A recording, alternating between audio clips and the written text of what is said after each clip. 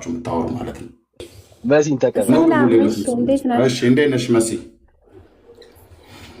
አይ እንደዚህ ባታደርገው አሪፍ ነው። እኛም እናውራ እንጂ አሁን አታውሩ አላልኩም። አንድ ጥያቄ ግን 3 እና 4 ያልጠይቅ። ኦኬ ጫጫታ በሌለበት ሳይሆን የምንመልስልኝ እንደ ትምህርታችን ስለሆነ ለመረዳታችን ኦኬ መሲ ኦኬ እኔ እንደምፈልገው ነው የምትመልሹ ማለት እኔ የጠየቅኩትን ጥያቄ የሚመጥን መልስ ነው የምትመልሹ። አንቺ እንደው ጥያቄ ስትጠይቅኝ አንቺ በጠየቅሽ መሰረት አንቺ ለጠየቅሽኝ ጥያቄ የሚመጥን መልስ ነው መስጠት ያለብኝ እንጂ አንቺ ለምሳሌ ስለ ዳቦ ጠይቀሽኝ እኔ ደግሞ ስለ ልብስ ካወራው በትክክል አልመለስኩልሽም። ፍየል ወደዛ ከዝምዝም ወደዚህ የሚባለው ነገር ይሆናል ማለት በሀገራችን። የእኛንም ማስተምሮት መረዳት ትልቅ ነገር ነው። እኔ ስለመረዳቱሽ እኔ እናንተን ትምህርት ስለመረዳት ከሆነ እሱ አርዕስት ቤት ከፍታችሁ ስትጠሩን መተን ምናልባት መረዳት ካለብን ልንረዳ እንችላለን፣ ወይ የተጻፈ መጽሐፍ ላነብ እችላለሁ። አሁን እንግዲህ እዚህ ከመጣችሁ ዘንዳ ከመሐመድ በፊት አላህ መልክተኛ ነቢያት ነበሩት ወይ ነው ጥያቄው። ከአንቺ እንደገና ደግሞ ልጀምር። መቼም አንቺ ከእነሱ ይልቅ የተሻለ ትሆኛለሽ። ሁለቱም ስርዓት ስለሌላቸው ስንጠይቃቸው አንድን ጥያቄ 4 እና 5 6 መጠየቅ ሙስሊሞች የተባላችሁ ኑ ግቡና እውነት አቅም ካላችሁ ለማውራት በትዕግስት ያለ መንጫጫት ያለ ጫጫታ ከመሐመድ በፊት አላህ አምላክ ማነው ነቢያት ነበሩት ብላችሁ የምትሏቸውን ነቢያትን ጥሩልን። የት ሀገር ተወላጅ እንደሆኑ ጥሩልን። በእነሱ በኩል የወረደ ብላችሁ የምትሉት መጽሐፍ ካለ ጥሩ፣ ያንን መጽሐፍ ጥቀሱ። እኔ ፊት ጥቀሱ። ቴንኪው መሲ። አሁን ቀጥይ። ከመሐመድ በፊት አላህ መልክተኛ ነበረው አይደል? አይ አንተ እንዳብራራኸው እኔም እንዳብራራ ድረስ ስጠኝ። አይ ምንም ያብራራሁት ነገር የለም። እኔ ጥያቄ ነው እየጠየኩሽ ያለሁት። ጥያቄ ጠይቀህ ለምን ትፈራለህ? ጥያቄ ነው የጠየኩሽ እህቴ። ገና ምንም የመለሹ ነገር የለም። ከመሐመድ በፊት ተረጋጋና ያ ማለት እኛ ሙስሊሞች ነን። ኦኬ ቆይ እኛ ሙስሊሞች ነን። ያ ማለት ከነቢዩ መሐመድ በፊት የነበረ መጽሐፎች ወይም ደግሞ ከታሪክ መጽሐፍ አንጡልኝ ማለት ይሄ ቁርአናችን 100% መልስ እንደሚመልስ ተረድተሃል ማለት ነው። የጠየኩሽን አልመለሽም። ለዚህ ነው አያችሁ። አዳምጠኝ ልመልስልህ። እሺ ተረጋጋ። ምንድን ነበር የጠየኩሽ?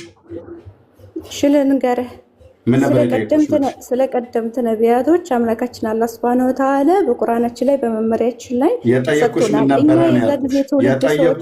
የአሁን ዘመን ሰዎች እኔንም የጠየኩሽ ምን ነበረ ብዬ ስልሽ ተዓላ ምናምን ነገር ብለሻት በይ። በመጀመሪያ የጠየኩሽ ምን ነበረ ነው። እንደዚህ ከሆነ ሙስሊሞችን ለምን ትጠይቃለሽ? ኦኬ አይ ስልሽ ምን ነበር የጠየኩሽ ነው ያልኩሽ እህቴ። ከነቢዩ መሐመድ በፊት የነበሩ ነቢያቶች አላህን ለመስበካቸው ብለህ ጠይቅ አይደል? አይደል እንደዛ አይደለም ያልኩት። ከነቢዩ መሐመድ በፊት ከምትሉት ነቢይ ብላችሁ ከምትሉት ከመሐመድ በፊት አላህ ነቢያት ነበሩት ወይ ነው ያልኩሽ። አዎ ማስረጃችን ቁርአን ነው። ቴንኪው። ቆይ ቁርአን ላይ አምላክ ነው። አዎ ብለሻል። አሁን መልሽልኝ። ነቢያት አሉት ብለሻል። ከነዛ ነቢያቶች ውስጥ 3ቱን ጥሪልኝ። ከመሐመድ በፊት አላህ ነቢያት አሉ ብለሽ ብትያቸውን ነበሩት የአላህ ነቢያት ናቸው ብለሽ የምትያቸው 3ቱን ጥሪልኝ ሳትቸኩኝ።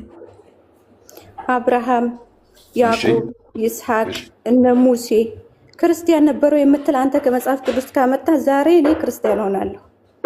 አንድም ቦታ አትከላቂ አትከላቂ 3 ነቢያት የሚባል ብለህ የምትለኝ ከሆነ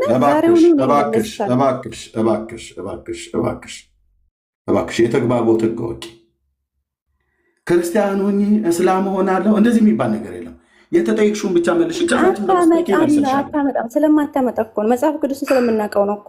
ስለዚህ ነቢያቶች የምጠይቃቸው አንተ ነቢያቶች የሉም። ክርስቲያን ነበሩ። ክርስትናን ሰው እታች ረጅ እፎይ እየተጫወተበት ያለው አምላክሽ ላይ ሄደሽ አስቴም ከእፎይ እጅ እንደዚህ ስርዓት የማይኖራችሁ ከሆነ እታች ረጅ እንዴት የተግባቦት ሕግ ታጣላችሁ? በእርግጥ ይሄ እፎይ ነው።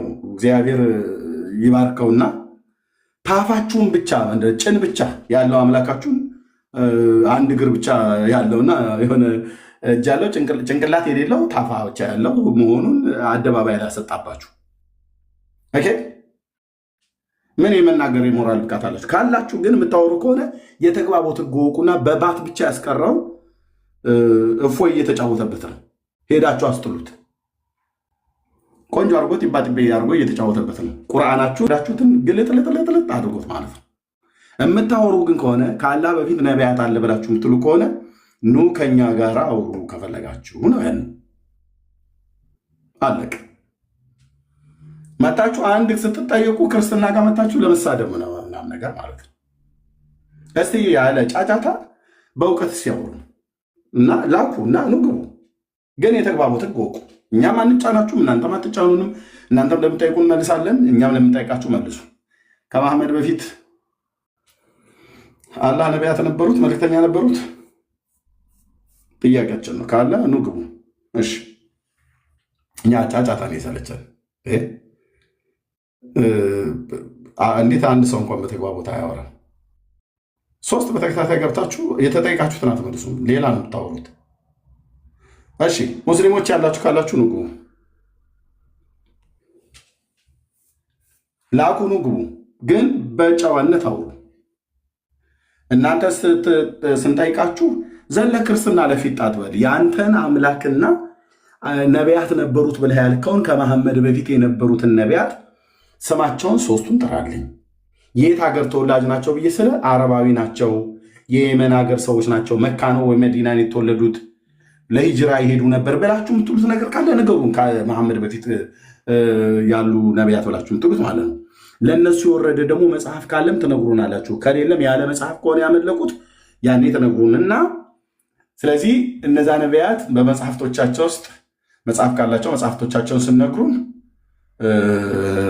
ከዛ እናወራለን ማለት ነው እንጂ በታሪክ መጽሐፍ ምናምን ነገር ብለሽ ልታቃልያችም። ለሙሳ ተውራት የወረደው ታሪክ ነው ልትሉት ነው። ሲጀምር ተውራት አልወረደም ለሙሳ። ሙሳ የሚባልም ነቢይ የለም። እሺ ያህዌ ያለው ነቢይ ሞሼ ነው የሚባለው በዕብራይስጡ፣ በአማርኛው ሙሴ ተብሎ የተጠራ ማለት ነው። ለእሱ ተውራት አይደለም የወረደለት። የወረደው ደግሞ የወረደም አይባልም፣ ጌታ የተናገረው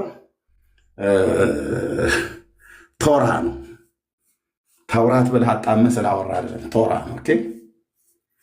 ኦኬ። እሺ ሌላ ያለ ሰው ካለ ይምጣ። እሺ ጃሚክ ነው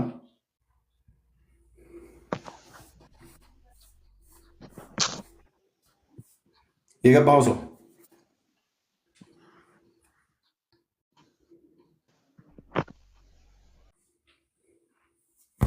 እሺ እኛ እኮ ሁል ቀን እዚህ ቤት ገብረ ማርያም ስትለው ሙስጠፋ አሜን አቤት ይልልሃል።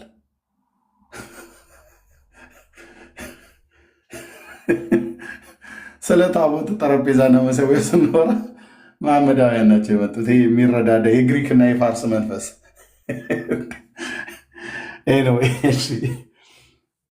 ካላችሁ ቤቱ እናስተናግዳለን። ግን ስትገቡ በትክክል እንትን አትበሉት።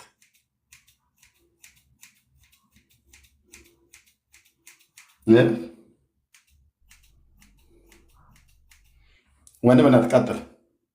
እሺ ጸጋ ይብዛል። እሺ ሌላ ሙስሊም ካለ ባይዘው መቀበል እንችላለን። ግን አሰግጠን የምንነግራችሁ ደስ እያለን ማለት ነው። አላህ ከመሐመድ በፊት የሚታወቅ አምላክ አልነበረም። ኤግዚስት ያደረገ አምላክ አልነበረም። ኦኬ አላህ የሚባለው አምላክ የለም። ያስተዋወቃችሁን የነገራችሁን መሐመድ ነው። ከመሐመድ በኋላም ነብይ የለውም። ከመሐመድም በፊት ነብይ አልነበረው። ብቸኛ ነብይ ያለው መሐመድ ብቻ። ከሱም በኋላ ነብይ አልተነሳም። የመጨረሻ ነብይ ብለው ነው ኮንፊርም ያደረጉት። ከሱ በፊትም ነብይ አልነበረም። እኔ ሙስሊም ነኝ፣ መሐመድም አምላካችን አላህማ ከመሐመድ በፊት የነበረ አምላክ ነው የምትሉ ከሆነ ገብታችሁ መሞገት ትችላላችሁ። ስለኛ አምላክስ ከመሐመድ በፊት የነበረ አምላክ መሆኑ የኔ ነብይ የምትለው ገልጦላል። ማለት ከሱ በፊት ከእስልምና በፊት የነበረ አምላክ ስለመኖሩ ራሱ ነግሯል። እሱም በማስረጃ እናሳያለን። አይ ስለ ክርስትና የሚያወራ የሚናገር ነቢያት ያሉት አምላክ እንደሆነ የራስ ነብይ መስክሯል። ስለ ራስ ነብይ ግን ከራሱ በስተቀር አንዳች የመሰከረ የተናገረ ነብይም አገልጋይም የለውም፣ አይታወቅም ነበር። የራስ ነብይ ያስተዋወቀው አምላክን የነገረ ነብይ የምትለው መሐመድ። ከዛ ውጪ ምንም የለም። ለምልክትም ይሆን ማለት ነው። የነገረስ አምላክ ምን አይነት አምላክ ነው? ግራ የተጋባ ማለት ነው። ያልተገለጠ አምላክ፣ ግማሽ የሰውነት ክፍል ያለው ግማሽ የሰውነት ክፍል የሌለው፣ አንዱ አካል ከአንዱ አካል ጋር ያልተገናኘ፣ ሲፈልግ የሆነ ቦታ ላይ የሚወርድ ከዛ ውጪ የሌለ አይነት ምናምን ማለት ነው። የራስ መጽሐፍ ነው ይሄንን። እንደዚህ አይነት ያህዌ የተባለ የተገለጠ አምላክ እኛ የለም። መንፈስ የሆነ አምላክ ነው ያለው ማለት አለው። ማስረጃ ማቅረብ እችላለሁ፣ ግን የምትችሉ ከሆነ ደስ እያለ ነው የምንቀበለው። ደስ እያለ ማለት ደስ እያለ ነው የምንቀበለው። እሺ አላችሁ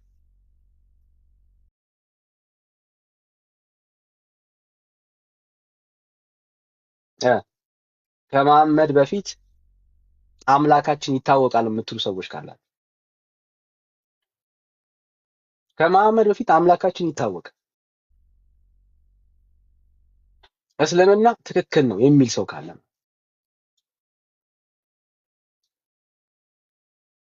ያው እየጠበቅናችሁ ጋይስ።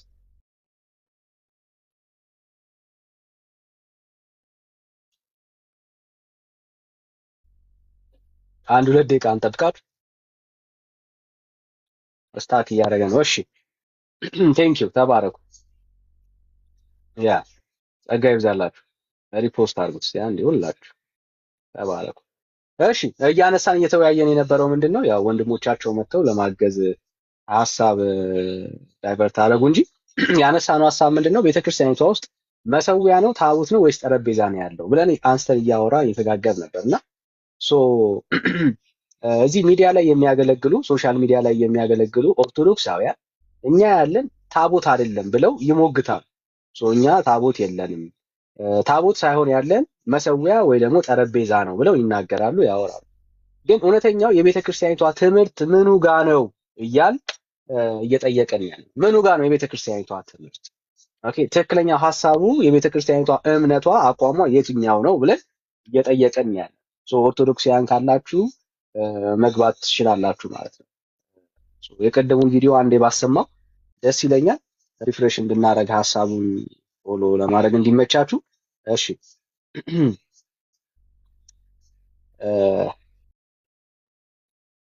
ሁለት ቪዲዮዎችን ነበር ያሳየነው እና እሺ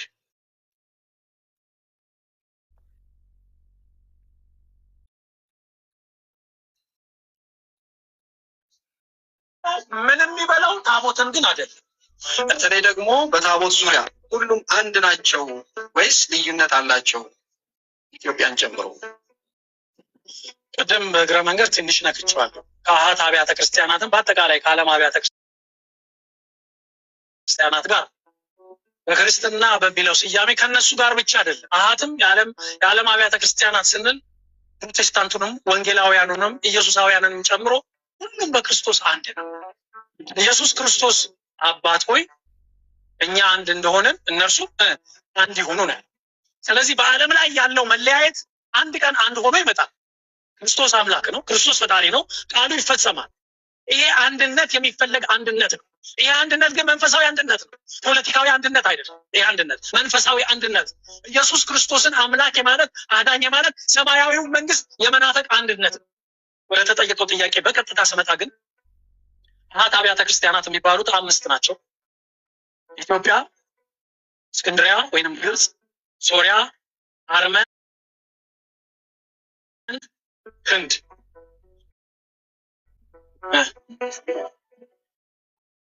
5 ናቸው።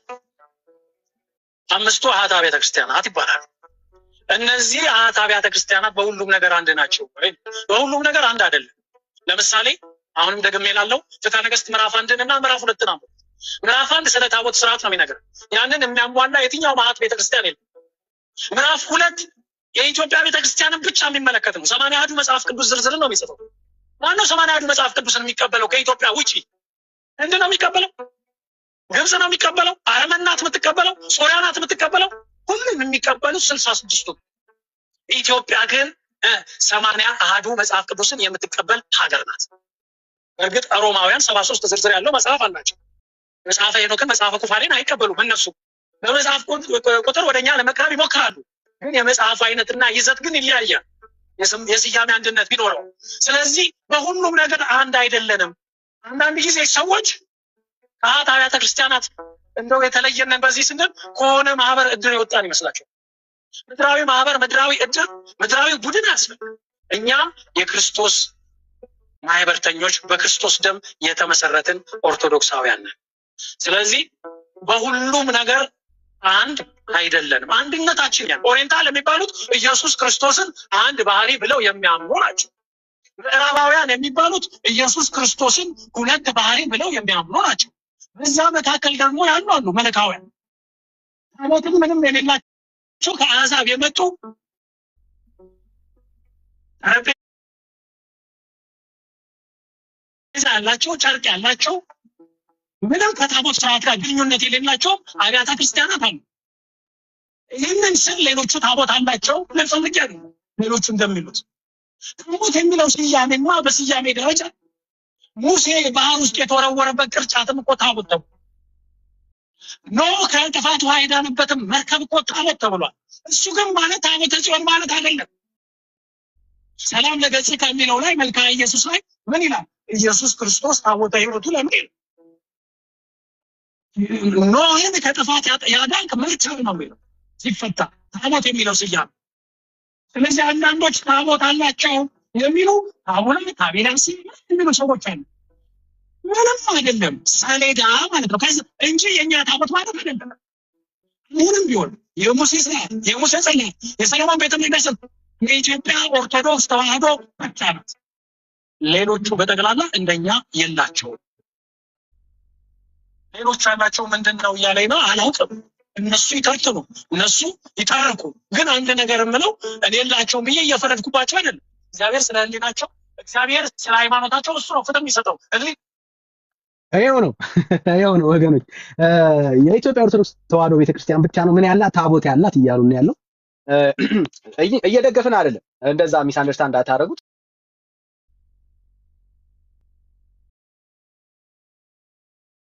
ኦኬ፣ እየደገፍን አይደለም። የኢትዮጵያ ኦርቶዶክስ ቤተክርስቲያንን አለኝ የምትለውን ታቦት ደግሞ እሱንም እናስጥላታለን። ኦኬ፣ ግን ሌሎች አብያተ ክርስቲያናት ታቦት የላቸውም። እዚህ ሶሻል ሚዲያ ላይ በተደጋጋሚ ሲዋሹት የነበረው ጉዳይ ምን አለ? ሌሎቹ አብያተ ክርስቲያናት ታቦት አላቸው እንደኛ ሲሉ ነበር፣ ግብፅን ጨምሮ። ኦኬ፣ አላቸው። ይሄው እነኚህ ዶክተሮች ናቸው፣ የቤተክርስቲያኒቱ አገልጋዮች ናቸው፣ ቤተክርስቲያኒቷን በደንብ ጠንቅቀው ያውቃሉ። የለንም እያለ ነው ያለው። ሌሎቹ የላቸውም፣ እኛ ነን ታቦት ያለነው፣ እኛ ጠረጴዛ የለንም እያለ ነው ኢቨን የሚናገረው። እሱንም ቪዲዮ እናሳያቸዋለን። ስለዚህ ግልጽ ነው የውይይታችን አጀንዳ። በዚህ ጉዳይ ላይ ሐሳብ አለኝ የሚለው ኦርቶዶክሳዊ ካለ መግባት ይችላል። ጥሩ፣ ታቦት ካላችሁ ለኛ ይመቸናል። ጠረጴዛ የሚኖራችሁ፣ ታቦት የሚኖራችሁ፣ መሰዊያ የሚኖራችሁ ደስ ያላችሁን ምረጡ። አለን የምትሉትን ጉዳይ መነጋገር ስላለብን ማለት ነው። ታቦትም ይኖራችሁ ችግር የለም። ጠረጴዛም በሉት፣ መሰዊያም በሉት፣ የትኛውም በሉት፣ ቤተክርስቲያኒቷ ውስጥ ያለው ይሄ ልምምድ እንደ እግዚአብሔር ቃል ነው ወይ ብለን ነው እየጠየቅን ያለ ነው አይደል? ወንድምነት በተደጋጋሚ ስለ ታቦት ጥያቄ የዲቤት ጥሪ አቅርቦ እንደነበረ ይታወቃል። ይሄው አሁን በግልጽ ነው የምንወያየው። በዚህ ጉዳይ ላይ ቤተክርስቲያኒቷ አለኝ እያለች ነው። ምክንያቱም ይሄ ስብከት የተሰበከው ቲክቶክ ላይ ባሉ ጎረምሶች አይደለም። ይሄ ወንጌል ይሄ የቤተክርስቲያኒቷ አስተማሪ በአውደ ምሕረቷ ላይ ቆሞ ነው እያወራ ያለው። ምን ብሎ? እኛ ታቦት አለን እያለ ያለው። ቤተክርስቲያኒቷ ታቦት እንዳላት በትክክል ታምናለች ማለት ነው። ባለ ጉዳይ ነው የምናወራው ማለት ነው። ስለዚህ ታቦትን በተመለከተ እኔ ኦርቶዶክሳዊ ነኝ፣ ማስረጃ ማቅረብ እችላለሁ፣ መወያየት እችላለሁ የሚል ሰው ካለ መግባትና መሞገት ይችላል። ምክንያቱም ታቦትን በተመለከተ በጣም መሰረታዊ የሆኑ ጉዳዮች ቤተክርስቲያኒቷ ውስጥ አለ። አንድ ቤተክርስቲያን ታቦት ከሌላት ያ ህንፃ ቤተክርስቲያን ተብሎም አይጠራም። ሰዎችም ወደሱ ዞረው አይሳለሙም፣ የሃይማኖታዊ ስርዓቶች አይፈጸምበትም። ኦኬ፣ ታቦት መሰረቷ ነው ማለት ነው። ለአምልኮ ሴንተር ነው፣ በቤተክርስቲያኒቷ ውስጥ አምልኮ ስርዓቷ ታቦትን ማዕከል ያደረገ። ከታቦት ውጪ አምልኮ የአምልካዊ ስርዓት አይፈጸምም። ኦኬ ሶ ማዕከል ነው ያለው። ስለዚህ በዚህ ወሳኝ በሆነ ጉዳይ ላይ ነው እየተወያየን ያለው። እኔ ኦርቶዶክሳዊ ነኝ፣ ታቦትም ይሁን ጠረጴዛም ይሁን መሰዊያም ይሁን አለን መሞገት ይችላል የሚል ሰው ካለ እድል እንሰጣለን። አንድ ቁጥር ጻፉልን፣ መግባት ትችላላችሁ ማለት መግባት ትችላላችሁ። መወያየት እንችላለን። ይኸው እድል ሰጠን ካላችሁ መግባት ትችላላችሁ።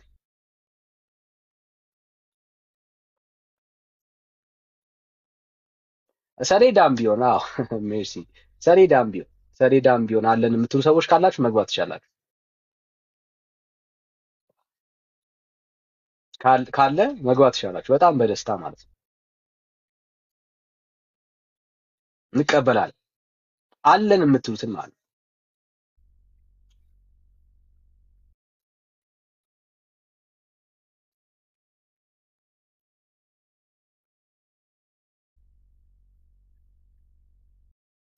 አልጠመድንም እኮ ሮባዬ፣ ምን አድርገን እንጠምዳለን? ጨለማውን ውሸቱን ነው እየገለጥን እያሳየን ያለ። እንደውም ወዳጆች ነን፣ ለቤተ ክርስቲያኒቷ ወዳጆች ነን። ወደ እግዚአብሔር ሐሳብ ቤተ ክርስቲያን እንድትጠጋ እንድትቀርብ ነው እንጂ ምንም እኛ ከቤተ ክርስቲያኒቷ ጋር ጥል የለም። ለምን እንጠላታለን? ለምን እንጠምዳታለን?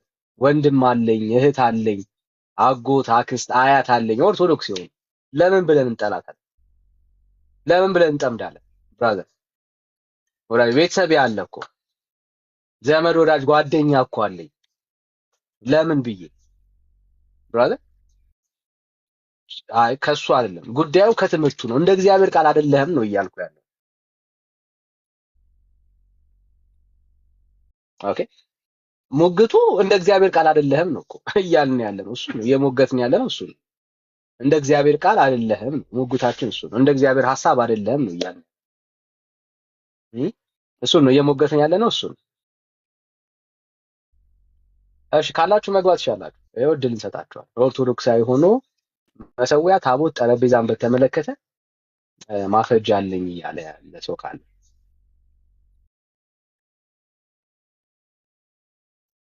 ምን አልክ? ተዚህ እሺ እድል ሰጥቻለሁ። ናገባ ምንድን ነው ጥያቄ?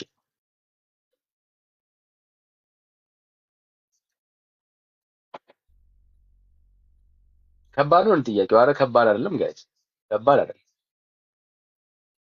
አይደለም። አሉ እኮ አገልጋዮች ቁጭ ብለው እየሰሙን ነው ያሉት። መምህራን እኮ አሉ፣ ዲያቆናት፣ ቄሳውስት አሉ አሉ። የራስ መምህር ነው። እንደውም መሰዊያ የሚባለው መስቀል ነው እንጂ ሌላ አይደለም እያለ ነው።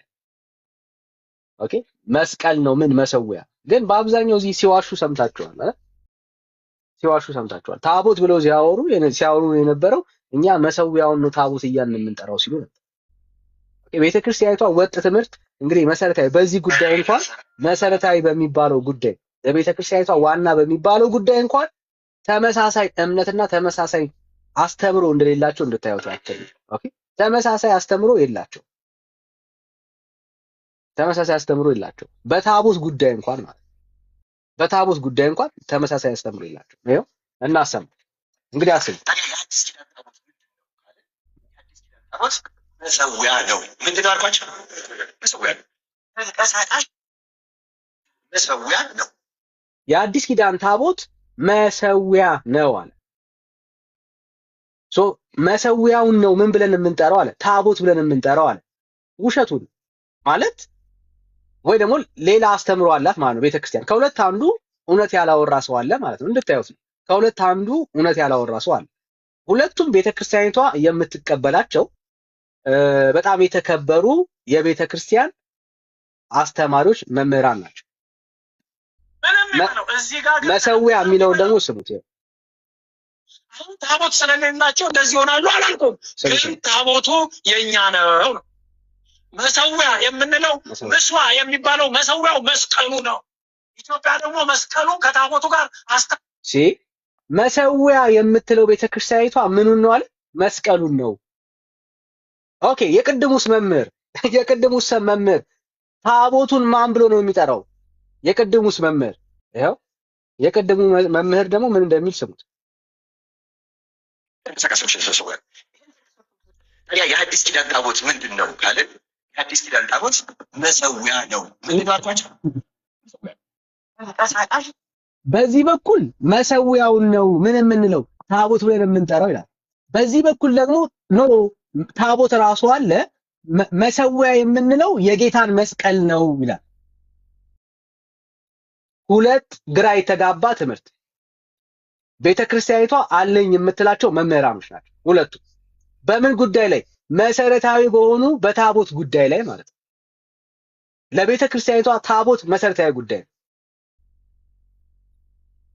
እሺ እስኪ ሌላ ሰው ደግሞ እንመልከት። ምን ነው የሚለው?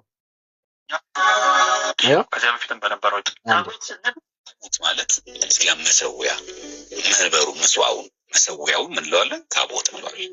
እዛው ላይ አለ አካላዊ ቃል የሆነው ኢየሱስ ክርስቶስ በስጋ ማለት ነው። ሌላው ደግሞ ቲክቶክ ላይ የምታውቁት የቲክቶክ ጎረምሳ ነው። ምን አለ? መሰዊያ የምንለው እሱን ነው ታቦት ብለን የምንጠራው አለ። ኦኬ መሰዊያው ግን የቀደሙ መምህር ምን አለ? ኖ በፍጹም መሰዊያ የምንለው መስቀሉን ነው እንጂ ታቦት በራሱ ታቦት የሚባል ነገር አለ ይላል። እሱን ያረጋገጠበትን አንድ ቪዲዮ ላሰማችሁ። ይኸው እንደዚህ ነው። የሐዲስ ኪዳን እንጂ የብሉይ ኪዳን ታቦት የለንም የሚል ትምህርት ሰምተናል። ስለዚህ የብሉይ ኪዳንና የሐዲስ ኪዳን ታቦት አንድ ነው ወይስ የሚለይበት ምክንያት ይኖራል?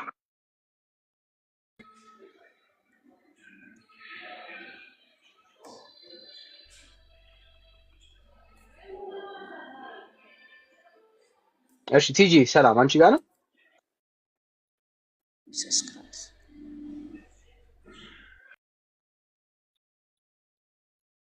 የምትሰጠው ስርዓት አምልኮ መልስ ልጀምር። የብሉይ ኪዳን ታቦት እና የአዲስ ኪዳን ታቦት ተብሎ ታቦት በሁለት ይከፈላል ወይንም አሁን የኢትዮጵያ ኦርቶዶክስ ተዋሕዶ ቤተክርስቲያን አገልግሎት የምትሰጠው ስርዓት አምልኮ የምትፈጽምበት ታቦት ከብሉይ ኪዳን ታቦት ይለያል ወይ ነው ጥያቄው። አይለይም ነው ቀጥተኛው መልሱ። አንድ ነው ቀጥተኛው መልሱ። የብሉይም የአዲስ ኪዳንም የሚባል ልዩነት የለም። ቤተክርስቲያኒቷ አንድ አይነት ታቦት ነው ያላት። ይሄው የቤተክርስቲያኒቷ መምህር የቤተክርስቲያኒቷ የራሷ መምህር እንየው እስቲ ምን አለ። ሌላው ደግሞ ምን ይለናል? ጥያቄ እንጠይቅ እንዲህ ብለን ታቦት እሺ ጥሩ ኢትዮጵያ ኦርቶዶክስ ብቻ ነው ያላት የላትም ብለን የኢትዮጵያ ታቦቱ ምንድን ነው? እንጨት ነው። 10ቱ ትእዛዛት ያለበት ታቦት የለም። እንደው ተናግረን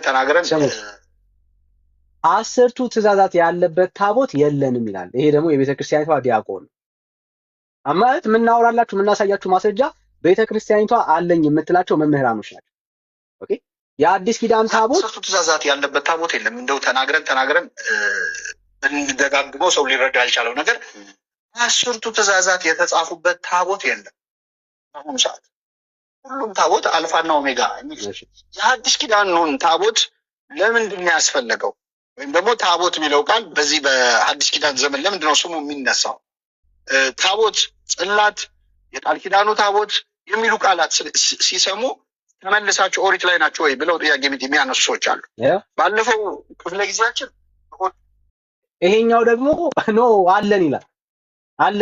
ምንድን ነው የሚለው? የአዲስ ኪዳን ታቦት ነው ያለን እኛ ኦኬ እንጂ የብሉይ ኪዳን ታቦት የለንም ይላል።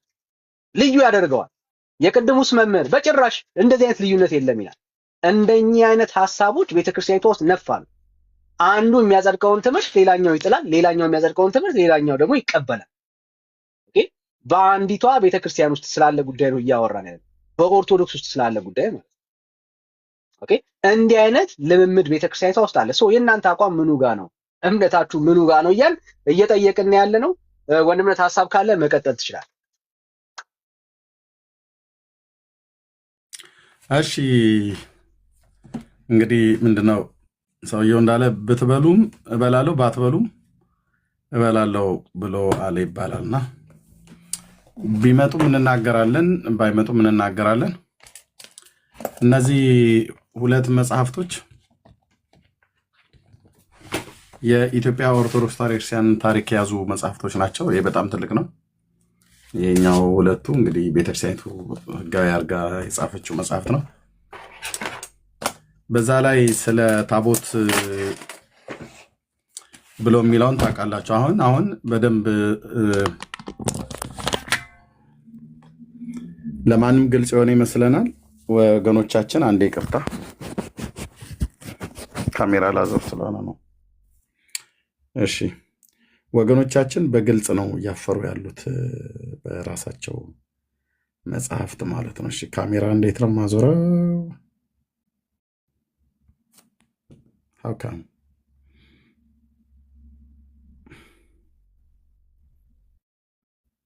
እንደዚህ ኦኬ። እዚህ መጽሐፍት ላይ ሁላችን እንደምናስታውሰው ቤተክርስቲያኒቱ እምነት ብላ በሚለው ውስጥ በዘረዘረች ውስጥ አሁን ኦርቶዶክሳውያን በሙሉ ይህ መከራከሪያ አይደለም፣ ለድነት አይሆንም፣ ለመድኃኒትነት አይሆንም ብለው ይላሉ። ብዙ የምናነሳቸውን 5 አዕማደ ምስጢር፣ 7 ምስጢራተ ቤተክርስቲያን፣ ቅዱሳት መጽሐፍት፣ ትውፊት፣ ክብረ ቅድስት ድንግል ማርያም እና እዚህ ያው ክብረ ቅዱሳን፣ ነገረ መላእክት፣ ቅዱሳን ነቢያት፣ ቅዱሳት ሐዋርያት፣ ቅዱሳን ሰማዕታት፣ ጻድቃን፣ ክብረ አጽመ ቅዱሳን። በቅዱሳን አጽም ራሱ እንኳን ብንጠራችሁ ዲቤት ልታወሩ፣ ለምንጠይቃችሁ ጥያቄ መልስ ልሰጡ፣ ክርክር ቢኖር ልትከራከሩ ይገባል። ምክንያቱስ እምነት ስለሆነ ቤተክርስቲያንህ እምነቴ ነው ብላ እስከ ጻፈች ድረስ እኔ በአጥንት ላይ አልከራከርም ብላት በላይ። ቅዱሳን አጽም ማለት እንግዲህ የሰዎች አጽም ማለት ነው። ኦኬ ይሄ ብቻ አይደለም፣ ስለ ቤተክርስቲያን ከዚያ እዚህ ጋር ታቦት ይላል እና ሃይማኖትና ምግባር ይላል። በታቦት ጉዳይ ዲቤት ጥሪ ስጠራቸው አንመጣም ይለዋል። ለምን? መከራከሪያ አይደለም ማለት ብዙ ለመዳን ነገረ ድነትን ስለማናገኝበት ለመዳን አይጠቅምም ይላሉ። ለመዳን ካልጠቀመ ለምንድነው? እምነት ለመዳን ነው አይደል? ስለዚህ እምነት ብሎ በሚለው ውስጥ 1 2 3 4 ብላ ቤተክርስቲያኒቱ ባስቀመጠችበት በተራ ቁጥር 10 ላይ ታቦትን አስቀምጣለች። ኦኬ ታቦትን አስቀምጣለች። ስለዚህ ይህን ክፍል ሄደን እዚህ ገጽ 61 ላይ ሄደን እናነበዋለን ማለት ነው።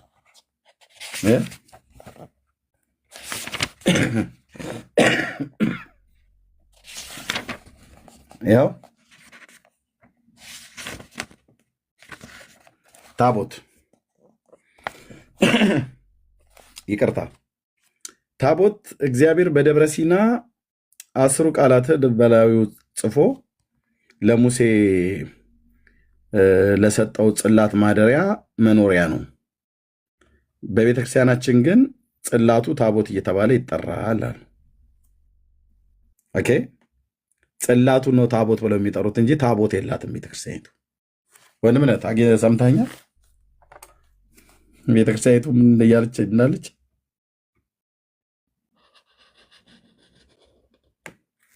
ጽላቱ ታቦት ተብሎ ይጠራል ነው ያለችው እንጂ ታቦት የላትም። አሁን ጽላቱ፣ መሰዊያው፣ ጠረጴዛው፣ ሰሌዳው፣ መክተፊያው ይሄ ሁሉ እነሱ ለሚሉት ነው እየጠሩበት ራሳቸው ያሉት ማለት ነው።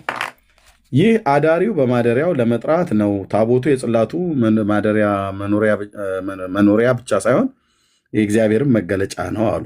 ኦኬ ታቦቱ ጽላቱ ማደሪያ መኖሪያ ብቻ ሳይሆን የእግዚአብሔር መገለጫ ነው። በታቦቱ ፊት የሚጸለየው የሚሰገደው 10ቱ ቃላት ስለተጻፈበት ብቻ አይደለም። እስራኤል ኃጢአት ሰርተው ሲበድሉ ሲያዝኑና ሲያስቀይሙት ተመልሰው ንስሐ ገብተው ሲያለቅሱና ሲለምኑት እግዚአብሔር እየራራ በቃል ኪዳኑ ታቦት እየተገለጠ ይመራቸውና ያነጋግራቸው ስለነበረ ታቦቱ የምሕረትና የደህንነት መገለጫ መሆኑን ነው ይላል። የታቦት አገልግሎት በብሉይ ኪዳን ተጀምሮ የቀረ አይደለም ይላሉ። ልብ በሉ። ኦኬ ጽላተ ሙሴ ወደ ኢትዮጵያ ስለመጣች ሀገራችን ኢትዮጵያ ከክርስትና በፊት በብሉይ ኪዳንን ተቀብላ አምልኮተ እግዚአብሔርን አጽንታ ቆይታለች። የኢትዮጵያ ኦርቶዶክስ ተዋሕዶ ቤተክርስቲያንም የብሉይ ኪዳንን ስርዓቱን ተቀብላ ከመጠበቅ ብቻ የቆየች አይደለችም። ጌታ በወንጌልና በኦሪት ነቢያትን ልፈጽማቸው እንጂ ልሽራቸው አልመጣሁም። እውነት እውነት እላችኋለሁ ስራዋ አንዲት አቀራረጿም አንዲት የምትሆን የውጣ ሰማይና ምድርን እስኪያልፍ ሁሉም እስኪሆን እስኪደረግ ድረስ ከኦሪትና ከነቢያት ተለይታ አታልፍም። ከእነዚህ ትእዛዛት አንዲቱም አንሳ የሻረ ለሰው ልጅም ታንሳለች ብሎ የሚያስተምር በመንግስተ ሰማያት ታናሽ ይሆናል። እንዲሁም የሚሰራ የሚያስተምር ግን እርሱ በመንግስተ ሰማያት ታላቅ ይሆናል ብሎ ባስተማረው መሰረት በቤተክርስቲያንና በብሉይ ኪዳን ወስዳ ከምትገለገልባቸው አንዱ ስመ እግዚአብሔር የተጻፈበት ጽላት ኪዳን ታቦት ነው። ታቦት በሰውም በእግዚአብሔር መካከል ጸንቶ ለሚኖረው ቃል ኪዳን ሕያው ቃሉ የተጻፈበት የኪዳን ምስክር ጥንታዊት የኢትዮጵያ ኦርቶዶክስ ተዋሕዶ ቤተክርስቲያን ኦሪትና ከስርዓተ ወንጌል አጣምራ የያዘ ስለሆነች በክርስትና ጊዜ በብሉይ ኪዳን ያገኘቻቸውን ክርስትና መንፈስ እየተረጎመች ትገለገልባቸዋለች ብላ ጽፋለች ማለት ነው። እምነት ብሎ በሚለው ውስጥ እንግዲህ ታቦታቸው አለ እና አሁን በታቦት ጉዳይ ኑ ተነጋገሩ ብለህ ስትላቸው አይ ታቦት ለመከራከሪያ አይሆንም ይላሉ። ለመከራከሪያ አይሆንም ይላሉ። የትኛውንም ነገር ነው ለመከራከሪያ አይሆንም ብለው የሚሉት ማለት ነው። ስለዚህ ብትመጡ መልካም፣ ካልሆነ ግን ጥያቄም ያለው ሰው ካለ መቀበል እንችላለን። እሱም ብቻ አይደለም እንደ ሁሉንም መረጃ ማውጣት ስለሌለብኝ ነው። እዚህም አለ ይህ ጉዳይ በንጉሱ በሰለሞን ዘመነ መንግስት መጣ ተብሎ የሚባለውን ቤተክርስቲያኒቱ ያው የኢትዮጵያ ኦርቶዶክስ ታሪክ ከልደተ ክርስቶስ ከጌታ ማለት ነው እስከ 2000 ዓመተ ምህረት ባለው ውስጥ የሰለሞን ስርወ መንግስት ወደ ኢትዮጵያ መጣ በተባለበት ክፍል ላይ ስለ ታቦቱ የተናገሩት አለ። ያው የንግስት ሳባ መሄድ እና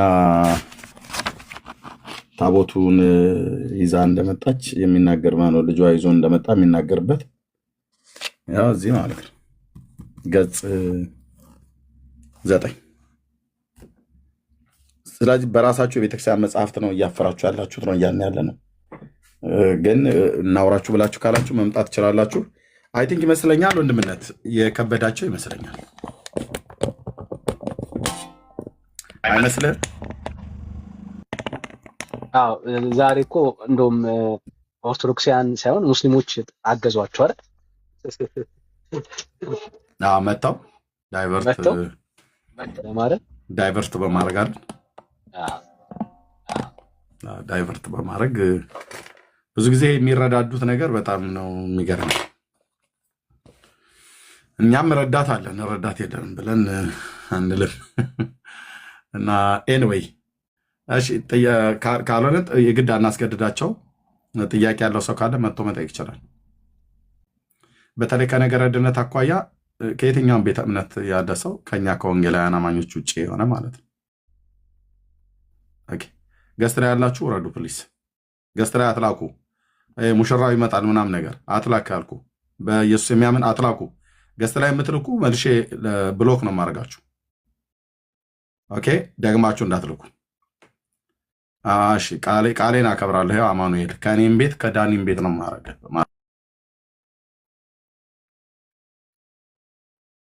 አይቀጡ ቅጣት ተቀጣ ማለት ነው። ሳስወርዳ አትግባ። የወንጌል አማኞች አሁን ሳትመጡ ነገረ ድነት ላይ ያወሩን የሚችሉ ሰዎች ካላችሁ፣ ስለ ጥምቀት ልታወሩን የሚችሉ ሰዎች ካላችሁ፣ ስለ ጌታ እራት ቅዱስ ቁርባን፣ ስለ ጌታ ዳግም ምጽአት ልታወሩን የምችሉ ሰዎች ካላችሁ ኦፕን ነው፣ በቃ ኦፕን ነው፣ መምጣት ትችላላችሁ ማለት ነው። እኛም እናንተ ብቻ ሳይሆን የምጠይቁን እኛም እንጠይቃችኋለን። በዚህ የተስማማ መምጣት ይችላል ማለት ነው። ጸጋ ይብዛላችሁ። የትኛውም ላይ ነገረ ክርስቶስ ላይ ከፈለጋችሁ፣ ነገረ ቅዱሳን ላይ፣ ነገረ መላእክት ላይ፣ ስለ አዲስቱ ኢየሩሳሌም፣ ስለ በጉ ከተማ፣ ኦኬ፣ ስለ ክህነት አገልግሎት፣ ካህናት በአዲስ ኪዳን፣ ካህናት በብሉይ ኪዳን፣ የብሉይ ኪዳን ካህናት እኛ ይዘነዋል ብሎ የሚል ካለ፣ ስለ ጥምጣሙ፣ ስለ ከበሮ ብቻ የምትሉት ነገር ካለ ከነገረ ድነት ጋር ካገናኛችሁት ኦፕን ነው። ይሄኛውን አይመጡም፣ ወንድምነት አይመጡም። ምን ቦታቸው ይመጣሉ። አውቀዋል። አሁን አንደኛው አውቀዋል፣ አይመጡም። እሺ ጸጋ ይብዛላችሁ። ምንም እናውራ ምንም ከነገረ ድነት ጋር ካልተገናኘ መዳንህን የማያረጋግጥልህ መዳንህን እንዲሰጥህ የማይጠቅምህ እውቀት ምንም ነገር አያደርግም። አውርተህ ለህይወትህ የሆነ መድኃኒትን ለህይወትህ ፈውስን ሊሰጥህ የሚችል ነገር ላይ ነው ትኩረት ማድረግ ያለባችሁ። መዳን እንዴት ነው? መዳን አግኝታችኋል ወገኖች? ወይ ደግሞ እኛ ኑና ጠይቁን። ያው አም ሬዲ ወንድሞች አሉ፣ ሬዲ ነን። እስኪ ስለ ድነት አውሩን ብላችሁ ብትሉ ኑና ማውራት እንችላለን ወገኖች፣ ማውራት እንችላለን። እንትን ግሬዱን መቀየር ትችላለህ ወንድምነት፣ ያኛውን ማለት ነው። ላስተካክለው ብዬ ነበር እንትናል አይ ቲንክ አሁን አሪፍ ያኛው መቀየር ትችላለህ። ተባረኩ፣ ጸጋ ይብዛላችሁ። ታብ ኮፒ ሊንክ ሼር የምታደርጉ ለእግዚአብሔር ክብር ይሁን። እሺ ሙሽራው ይመጣል የሚል አካውንት ያለ ሰው እየሰማ ነው። ደግመ ከላክ ከዚህም ወንድምነትም ቤት ከኔም ቤት ነው ብሎክ ማድረግ። ኦኬ ቴንክ ዩ። እንዴ ዝንጀሮ የመጠበቅ ያህል አታድርጉ። እሺ የእግዚአብሔር ልጆች አይደላችሁ እንዲያሰቡ። በቃ ቦታ የለም ለእንግዶች ይሁን፣ ደግማችሁ አትላኩ። ተባረኩ፣ ጸጋ ይብዛላችሁ። አንዳንዴ ክፉም አታስወሩን እንዴ። ነውር እኮ ነው። እኛ እኮ አገልግሎት ላይ ነን ወንድሞች እናቶች። እዚህ በጣም የሚሰማ ሰው አለ። አገልግሎት ላይ ነን። ነገረ ድነት ላይ ልታወሩን የሚችሉ ሰዎች ካላችሁ ብትመጡ ልናወራችሁ በጣም ሬዲ ነን፣ ዝግጁ ነን። ወይ ጠይቁን ወይ እንጠይቃችሁ። ኦኬ ወይ ጠይቁን ወይ እንጠይቃችሁ። ከሌላ ቤተ እምነት የሆነ ወይ የመጽሐፍት ቀኖና የቀኖና ብዛት መጽሐፍት 80 ያሉ 66ቱ ምናምን ነገር ብላችሁ ምትሉ ኦፕን ነው ለማለት ነው።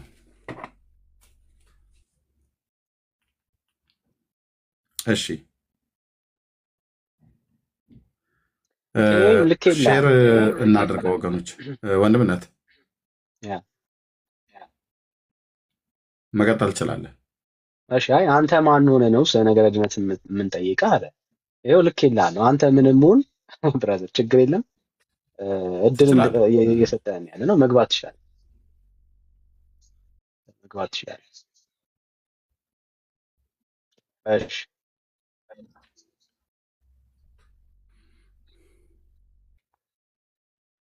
እሺ እሺ ሰላም ከይም ትልቁ ላይ ሆነ ወንድምነት ለታብታብ አንተ ትልቁ ላይ ሆነ ያንተን ታብታብ ለማድረግ አይ ትልቁ ላይ ሆነ ሰው ሲገባ ነው የሚቀያየው። እሺ ችግር የለውም። እሺ ከይም ሰላም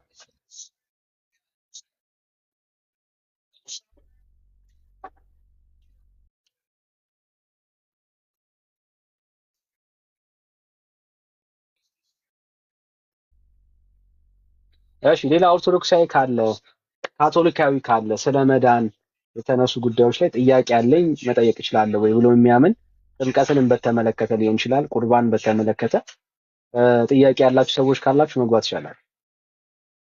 ጥያቄ ያላችሁ ሰዎች ካላችሁ መግባት ይችላል። ጥያቄ ያላችሁ ሰዎች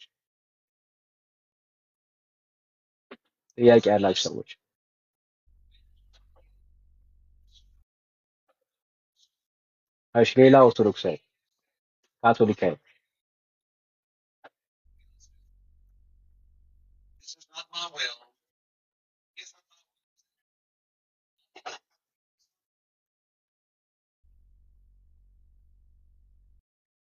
እሺ ሌላ ሰው ካለ እንቀበል።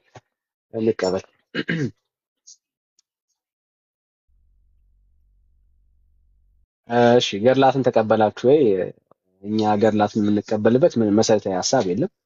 እኛ ገድላትን ልንቀበልም አንችልም፣ መጽሐፍ ቅዱሳዊ ስላልሆኑ ትምህርቶቻቸው መጽሐፍ ቅዱሳዊ ስላልሆኑ ከእግዚአብሔር ሀሳብ ጋር ስለሚጋጩ ማለት ነው ማንቀበል። ሌላ ምንም ሚስጥር ኖሮ አይደለም። በገድላትና በተአምራት ላይ የእግዚአብሔርን ሀሳብ የሚያጣምሙ እንደ እግዚአብሔር ቃል ያልሆኑ አስተምህሮቶች ነው ያሉት። ለዛ ነው ማንቀበል። እንደ እግዚአብሔር ቃል የሆነና መጽሐፍ ቅዱሳዊ ቢሆን ኖሮ ምንም ችግር የለበት። እንደ እግዚአብሔር ቃል ያልሆኑ ሀሳቦች ስላሉ ማለት ነው። እሺ ሌላ ሰው ካለ አየው እድል እየሰጠናችሁ ያለ። ኦኬ እኛ ስንጠይቃችሁ መልስ ከሌላችሁ እሺ እናንተ ጠይቁን። ይኸው እድል እየሰጠን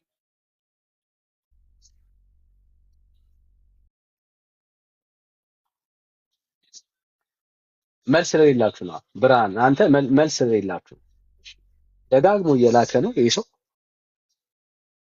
እሺ ሰላም ከየት ቤተ እምነት ይሆን? ምናልባት ሌላ የወንጌል አማኝ ሳቶ ሌላ አማኝ ቶ ዳኒ ስልኬ በጣም አስቸግሮኝ ከቻላችሁ ሚውት አድርጉኝና ልስማ። ቢዚ ሆኖ ነው ስልኬ። ይቅርታ በጣም እሺ። ሌላ ሰው ካለ እድል እንስጥ። ሞዴሬተሮች እነኚህ ትክክል ያልሆኑ እንትኖችን ፔጆችን ፕሊስ ሚዩት አድርጉልን። ከቻላችሁ ብሎክ አድርጓቸው። ሆን ብለው ስለሆነ እንደዚህ የሚያደርጉት ማለት ነው። እና ፕሊስ በተለያየ አካውንት ነው የሚመጡትና ሀሜት እኮ አለም እየጠየቅን ነው ያለን። ምክንያቱም ቤተክርስቲያን ውስጥ ብዙ የተዛባ መጽሐፍ ቅዱስ ውስጥ የሌለ ትምህርት ነው ያለን። ያንን ትምህርት ነው እየሞገትን ያለን እና እድል እንሰጣለን ብራዘር። ይኸው በጣም በግልጽ በአደባባይ ነው እድል እየሰጠን ያለ ነውና ሐሳብ ካለ ገብተህ መሞገት ትችላለህ። እሺ ሰላም ብርሃኑ እንዴት ነህ? ሰላም ብርሃኑ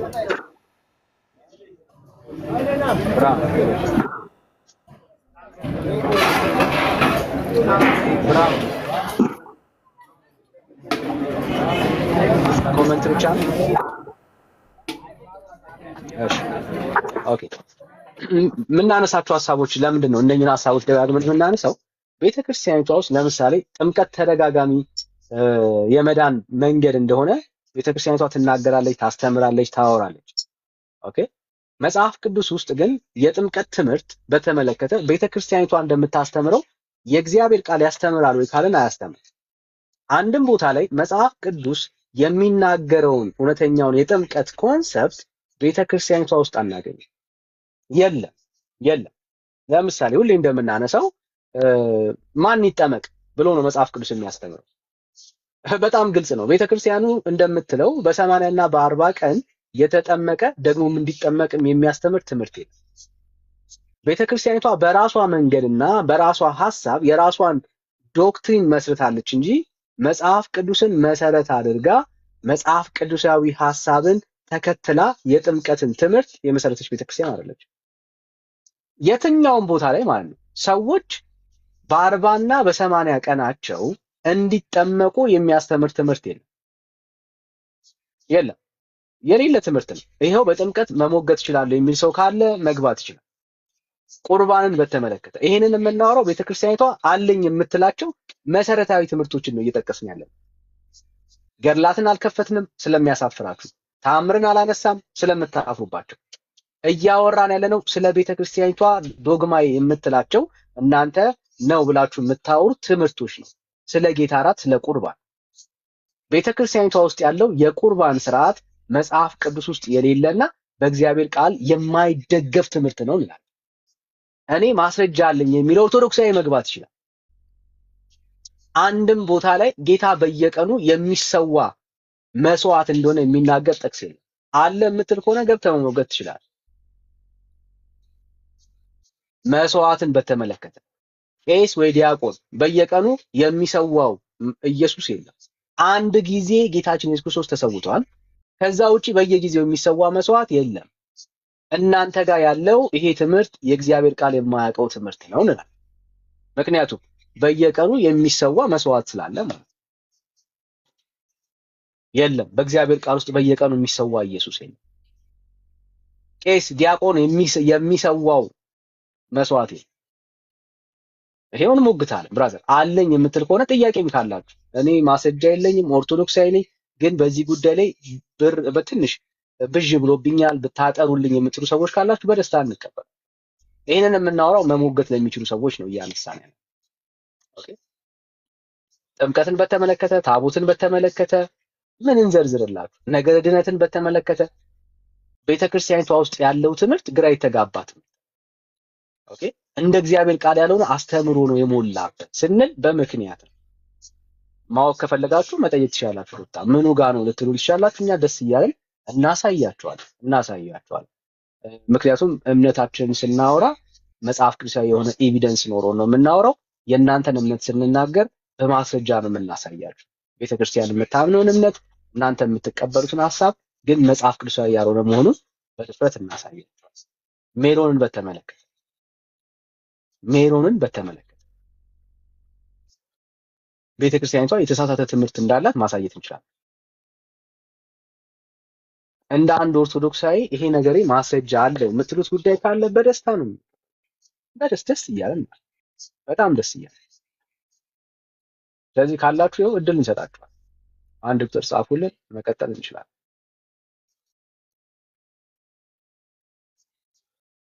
አላችሁ ወገኖች? ነገረ ድነትን በተመለከተ ዝምታ ሆነ ጸጥታ አካባቢው ላይ ምን መጣ? እሺ ወንድምነት ሐሳብ ካለ መቀጠል ትችላለህ። እርምሽ አለ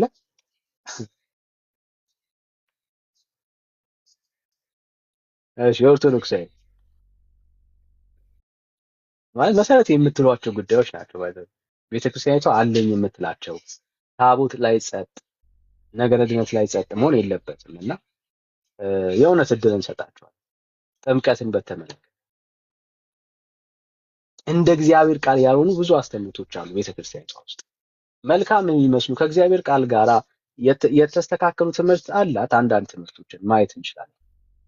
ግን በአብዛኛው በምንልበት ሰዓት ላይ ከክርስቶስ ኢየሱስ ትምህርት የራቀና እንደ እግዚአብሔር ቃል ያልሆኑ ሐሳቦች ቤተክርስቲያኒቷ ውስጥ ይንጸባረቃሉ እና እነኚህ ትምህርቶች ስንሞግታቸው ሰዎች ቆም ብለው ራሳቸውን አይተው ወደ ወንጌል እውነት እንዲመጡ ነው። ለምሳሌ ዳኒሻ አንዴ ሙሽራው እሺ ወይ ወንድምነት እንዴት ነህ? አለሁልህ። ዌልካም ዲን ክብር ለኢየሱስ። እንኳን ደህና ቆያችሁ። ሰላም ብያለሁ ወገኖች ሁላችሁንም። ዳኒ፣ ኤርሚ፣ ቤካ የተዋረደው ለእኔ የሞተው ዋው ደስ ይላል ስሙ። ክርስቲያን ወንድም እህቶች ሁላችሁንም ሰላም ብያለሁ። ከእግዚአብሔር ከአባታችን ከጌታም ከኢየሱስ ክርስቶስ ጸጋ ሰላም ከእናንተ ጋር ይሁን። እንደውም አንድ ነገር ልበል ብዬ ነው እኔ በመሀል ማይኬን አንሚዩት ያደረኩት። ከመዳን ጋር በተያያዘ እኔ ብዙ ጊዜ ኦርቶዶክሳውያንን ስናወራቸው የጌታ እራት ያድናል፣ ጥምቀት ያድናል፣ ሜሮን ያድናል፣ ራሱ ኢየሱስም ያድናል፣ እኔም ራሴን አድናለሁ ብለው ይሞግቱናል። እኔ ችግር የለብኝም እሺ ብዬ ቀበላቸውና ጥያቄ ግን የሚመጣው እዚህ ጋር ነው። እንግዲህ እነዚህ ሁሉ ነገሮች በህብረት ወይ ደግሞ ተባብረው እኔን አድነውኛል ብለው ያምናሉ ኦርቶዶክሳውያን እና እዚህ ህብረት ውስጥ ደግሞ እኔም ደግሞ ተጨምሬ ነው ምድነው ብለው ይናገራሉ። ድነሃል ወይ አሁን ስትለው ግን አይ አላቅም ይላል። እኔ በጣም እውነተኛ የመዳን ትምህርት ካልሆነ የእግዚአብሔር መንፈስ ምስክርነት እንደሌለበት የምታዩት በዚህ ነው። ይኸውላችሁ ይሄ እነዚህን ሁሉ ነገሮች ያድናሉ ብለው ደግሞም እነዚህ ነገሮች ሁሉ ላይ የራሳቸውን ስራ ጨምረው ግን ስለመዳናቸው እርግጠኞች አይደሉም። የት ነው የምትሄደው አሁን በስጋ ብትለይ ብትለው አላቅም ነው የሚልክ። የዘላለም ሕይወት አለ ገነት ትገባለህ በምን በየትኛው ስራ ይልሃል። እነዚህ ነገሮች ሁሉ እኮ አድነውኛል ብለህ ታምናለህ፣ እነዚህ ሁሉ ነገሮች ያድናሉ ስትል ነበር ብትለው አዎ ያድናሉ፣ ግን እነሱ የመጀመሪያ ድነት ናቸው። ከዛ በኋላ ግን መዳን በእጄ ላይ ስለሆነ ያለው እኔ ደግሞ በስራዬ አበላሽቸዋለሁ ብሎ ይነግርሃል። እና ሁሌም ጥያቄ የሚሆንብኝ እኔ ኦርቶዶክስ ከእስልምና አይለይም ብዬ የምናገረው በዚህ ነው። አንድ ክርስቲያን ነው ብሎ ልንናገር የምንችለው የዘላለም ሕይወቱ እርግጠኛ ሲሆን ብቻ ነው። በቃ ክርስትና እሱ ነው። አሁን ከሃይማኖት ተቋማት ከሌሎች ህብረቶች የምንለየው እኛ እርግጠኛ በመሆናችን ነው። ጳውሎስ በቆላስይስ መልእክቱ ላይ ሲናገር እርሱ ከጨለማ ስልጣን አዳነን ይላል። ክርስትና ይሄ ነው። በቃ ከዚህ ነው የሚጀምረው። አስቀድሞ ሙታን ነበርን፣ በጨለማው የመንግስት አባል ነበርን። ከዛስ እርሱ ከጨለማው ስልጣን አዳነን። ከዛ አስቀጥሎ ምን ይላል? ቤዛነቱንም የኃጢአት ስርየት ወዳገኘንበት ወደ ፍቅሩ ልጅ መንግስት አፈለሰን ይላል። ክርስትና ማለት ይሄ ነው። አንድ ሰው ወደ ፍቅሩ ልጅ መንግስት የኃጢአት ስርየት አግኝቼ ፈልሻለሁ ብሎ የመናገር አቅም ከሌለው ክርስቲያን ነው ተብሎ ሊነገር አይችልም በጭራሽ። አሁን የት ነው ያለው? በእግዚአብሔር መንግስት ውስጥ ነው ያለው? በፍቅሩ ልጅ መንግስት ውስጥ ነው ያለው? እኔ እንጃ ይልሃል። በምን ውስጥ በየትኛው ስራ ይልሃል? ክርስትና አይደለም እሱ። የተቀበልነው መንፈስ የእግዚአብሔር መንፈስ እርግጠኛ ያደርግሃል። ወደ ክርስትና ስትመጣ በህይወት ስትኖር ማለት ነው። ወደ እግዚአብሔር መንግስት ስትገባ የምንቀበለው መንግስት ልጅ ስለመሆናችን ደግሞም ወራሽ ስለመሆናችን ይመሰክርልናል። በቃ ክርስትና ከዚህ አይወጣም። በቃ እኔ ከሚለው መንፈስ እነንትና ከሚለው መንፈስ ያወጣና በክርስቶስ ኢየሱስ ማረፍ ነው የሚሆንልህ። ክርስትና ወደ ክርስትና ስትወጣ እንደዛ ነው የሚሆነው እና እርግጠኛ እስካልሆኑ ድረስ እነዚህ ሁሉ ነገሮች ሞግተናቸው ያድናሉ ብለው ቢያሳምኑንም እኛም ብናሳምናቸው ትርጉም አልባ ነው የሚሆነው። መጨረሻቸው የት እንደሆነ የማያውቁ ሰዎች ስለሆኑ እነዚህ ሰዎች እና እስኪ ይግቡና እንደው ይግቡና የዘላለም ህይወት እንዳላቸው እርግጠኛ እኔ አንድ ኦርቶዶክሳዊ ኢየሱስ ሲመጣ አይፈርድብኝም የሚል ካለ በእውነት እሱ ክርስቲያን ነው ብዬ መመስከር እችላለሁ። ኢየሱስ ሲመጣ እኔ ላይ አይፈርድም፣ ሊወስደኝ ይመጣል ጌታ ብሎ መናገር የሚችል አንድ ኦርቶዶክሳዊ አለ? ይሄ መናገር የሚችለው ጴንጤው ነው። ኤርሚ የምጠይቀው አዎ ኢየሱስ አይፈርድብኝም ይላል። ኢየሱስ ሲመጣ ሊወስደኝ ነው የሚመጣው ይላል። አዎ ለዘላለም ከእርሱ ጋር እኖራለሁ ይላል። ኤርሚ ብጠይቀው፣ ቤካም ብጠይቀው እንደዚሁ፣ ዳኒ አንተንም ብጠይቅህ እንደዚሁ፣ እኔም እንደዚሁ ብዬ እናገራለሁ። ክርስቲያኖች እንደዚህ ብሎ የመናገር አቅሙ አላቸው፣ ድፍረቱ አላቸው። ለምን? የምንቀበለው ወይ ደግሞ የተቀበልነው የእግዚአብሔር መንፈስ ይሄን እንድንናገር ስለሚያደርገን ማለት ነው። ኦርቶዶክሳዊ ሆኖ ኢየሱስ ሲመጣ አይፈርድብኝም ለዘላለም ከእርሱ ጋር እኖራለሁ የሚል አለ? አንድ ኦርቶዶክሳዊ የኢትዮጵያ ኦርቶዶክስ ቤተክርስቲያን አማኝ ነኝ ምናምን ብሎ ተናግሮ ማለት ነው። ኮቴሽን ውስጥ ይቀመጥ ቤተክርስቲያን የሚለው እነሱ ስለተጠቀሙት እንጂ እንደዛ ብዬ ስለማምን አይደለም። አንድ ሰው ግን አለ እንደዛ ብሎ ሊናገር የሚችል? በጭራሽ የለም። በጭራሽ የለም። አላቅም ነው የሚለው። ሁሉም ይመጣና አላቅም። ጌታ ሲመጣ ወይ በግራ ያቆመኛል ወይ በቀኝ ያቆመኛል፣ እንደ ስራዬ ካበላሁኝ ካጠጣሁኝ ስራዬ ታይቶ ተመዝኖ በቃ እንደዚህ ነው። ይሄ ደግሞ ክርስትና አይደለም። ይሄ ክርስትና አይደለም። እና አዎ ድፍረታችን በስጋው በኩል በአፊት መታየታችን ነው። በቃ አለቀ። በአፊት መቆማችን ነው። በአፊት ጻድቅ ነውር አልባ ቅዱስ መሆናችን ነው። ድፍረታችን ኢየሱስ ነው። በስጋው በኩል መግባት መቻላችን ነው። እኛ በፊት እኛ ቅዱሳን ጻድቃን ነን፣ ኃጢአት አልባ ነን። በደሙ በስጋው በኩል መግባት ቻለን። ይሄ ነው ክርስትና። ከዚህ ወጣ አይደለም። እና ተባረክ። ይሄን ለማለት ነው ዳን። የአንድ ኦርቶዶክስ ገብቶ እኔ ነውር አልባ ነኝ ጻድቅ ነኝ የሚል ኢየሱስ ሲመጣ አይፈርድብኝም የሚል አለ? አንድ ኦርቶዶክሳዊ ካለ እስኪ እንይ።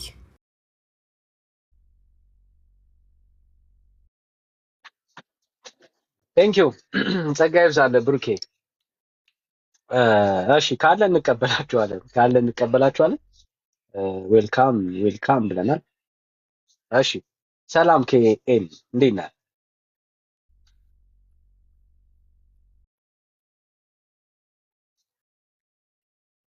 እሺ ወይ ኔትወርክን ታስተካክላለህ ብራዘር?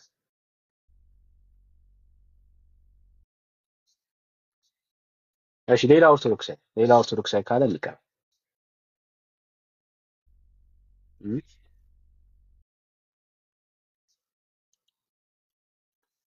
እሺ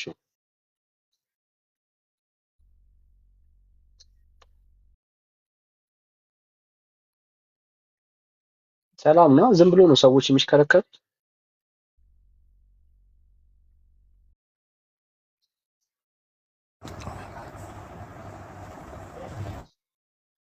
እሺ ሰላም ሲንገር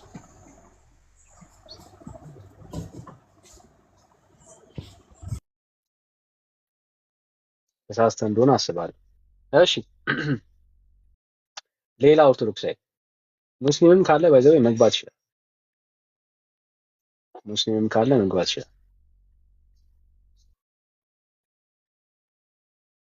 ከጴንጤ ውጪ እምነት ያለው ሰው መግባት ይችላል።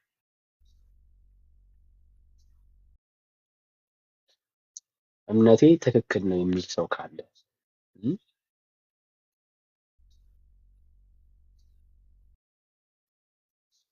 አንድ ቁጥር ጻፉልን፣ እናስገባቸዋለን።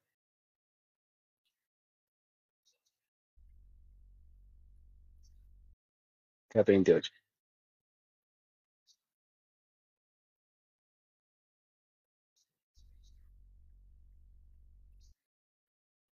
ያ ነገረ ድነትን በተመለከተ ኦርቶዶክስ ወንድነት እንዳሉ በጣም በጣም ከእግዚአብሔር ሐሳብ የራቀ ህዝቡ በክርስቶስ ኢየሱስ ላይ ያለው እምነት እርግጠኛ እንዳይሆን ያደረገች ቤተክርስቲያን እና አንዳንዴ እንደ ቤተክርስቲያን ራሱ ኮንሲደር ለማድረግ በጣም ከባድ ነው። ምክንያቱም ቤተክርስቲያን በክርስቶስ ኢየሱስ ላይ በጌታ በክርስቶስ ኢየሱስ እምነት ላይ የጸናችና የቆመች ናት። የቤተክርስቲያን መሰረት ኢየሱስ ነው አይደል? አለቱ ኢየሱስ ነው። በክርስቶስ ኢየሱስ ላይ ያልጸናች እምነት የሌላት ቤተክርስቲያን እንደ ቤተክርስቲያን ልናያት አንችልም። አሁን አንድ ሰው መጥቶ የጆባ ቤተክርስቲያን ኦንሊ ጂሰስን ቤተክርስቲያን ብሎ መጥራት ከባድ፣ እንደ ቤተክርስቲያን ልናየው አንችልም። ምክንያቱም አለቱ ዋናው ጌታ በሚባለው ጉዳይ ላይ የተናወጠና የፈረሰ ትምህርት ነው ያለው። ሶ የጸናው በክርስቶስ ኢየሱስ ላይ አይደል፣ በጌታ ላይ አይደል። እና ኦርቶዶክስም አሁን እየቸገረን ያለው አንዳንዴ እንደዛ ነው ብዬ አስባለሁ። በምን ምንድን ነው እሱ እንደ አንድ ኦርቶዶክሳዊ ምንድን ነው በክርስቶስ ኢየሱስ ላይ እውነት የጸና ትምህርት አላት ወይ ቤተክርስቲያኒቷ? ካለን የላትም። የሚያድን ኢየሱስ ቤተክርስቲያኒቷ ውስጥ አለ ወይ? የለም። የሚያድን ኢየሱስ የለም። አለ እኛ ቤት ውስጥ የሚያድን ኢየሱስ አለ የሚል ሰው ካለ በደስታ ነው የምንቀበል። የሚታደግ ህይወት የሚሰጥ ከዘላለም ሞት ወደ ዘላለም ህይወት የሚያመጣ ኢየሱስ አለ ቤተክርስቲያኒቷ ውስጥ? ፕሊስ ካለህ ንገሩን። የለም። የተቸገርነው ለዛ ነው። ቤተክርስቲያኒቱ ውስጥ ይሄ ኢየሱስ አይሰበክም፣ አይነገርም። ለዚህ ነው ቤተክርስቲያኒቷ ውስጥ እየኖሩ ሲጠየቁ ስለ መጨረሻ ህይወታቸው ሲኦል ቪአይፒ እኮ የሚል ትውልድ እኮ ያለባት። የተሰበከና የተነገረ ኢየሱስ ከሞት ወደ ህይወት የዘላለም ህይወትን ያስገኘ ኢየሱስ እንዳለ ቢነገራቸው ኖሮ ኢየሱስን ያምኑት ነበር። የለም ይሄ ኢየሱስ። ለምንድን ነው ካለ እየተሰበከ አይደለም፣ እየተነገረ አይደለም፣ ቤተክርስቲያኒቷ ውስጥ የለም። ከዛ ይልቅ ሰዎች ከኢየሱስ ይልቅ ሌሎች ነገሮችን ያምናሉ። ለምሳሌ ቅድም ወንድምነት እያሳየን ነበር። የቅዱሳን አጽም እኮ ታማኝ ነው ከኢየሱስ ይልቅ አይገርም? የቅዱሳን አጽም የተሻለ ይታመናል ቤተክርስቲያኒቷ ውስጥ። የቅዱሳን አጽም እደግመዋለሁ፣ የቅዱሳን አጽም የተሻለ ተስፋ አለ። በጣም የሚያሳዝን የጻድቃን የቅዱሳን አጽም ከኢየሱስ ይልቅ የማዳን ተስፋ አለ።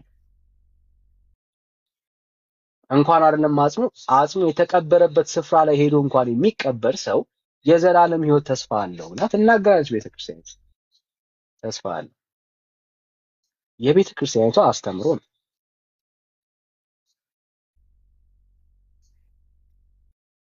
የቅዱሳን የጻድቃን ምልጃ ከክርስቶስ ኢየሱስ ስራ የበለጠ ተስፋ አለ።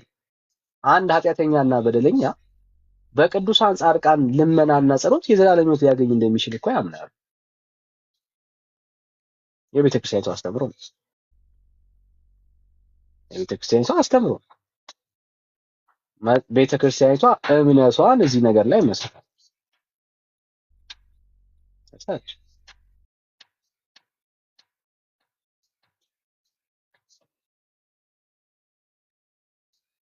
አለ። ይሄ ትምህርት ቤተክርስቲያኒቷ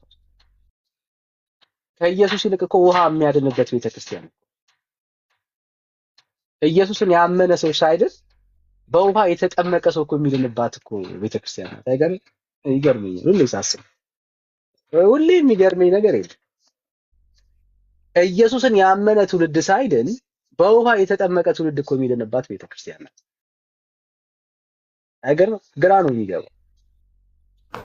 ኢየሱስን አምኖ ሰው ሳይድን ቆርቦ እኮ የሚድንባት ቤተክርስቲያን ናት። እሺ፣ ሰላም አብርሃም።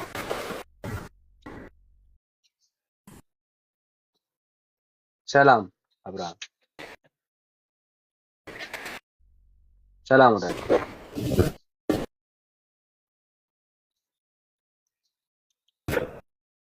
እሺ አይ ቲንክ ተሳስተኛል ብዬ አስባለሁ። ይገባል።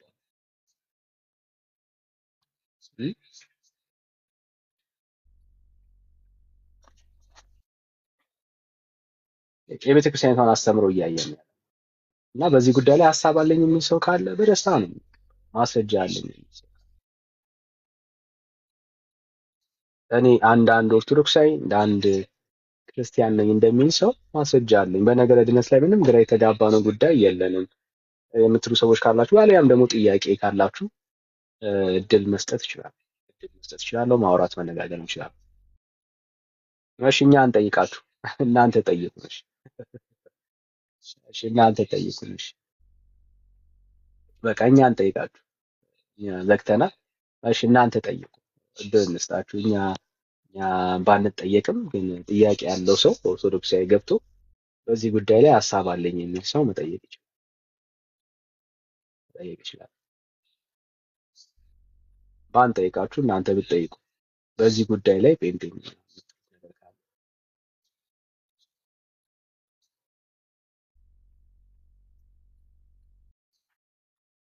ሰላም ነው። ዛሬ ምንድን ነው እሱ እንሰማለን ወገኖች? ምንድን ነው ርዕሱ? ማለት ርዕሱ ከባድ ሆነ እንዴ ጋይስ? ምንድን ነው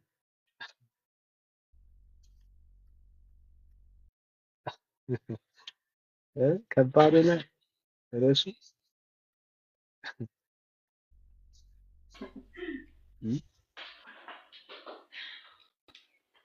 እሺ ሰላም ወንጌል ስለ ልጁ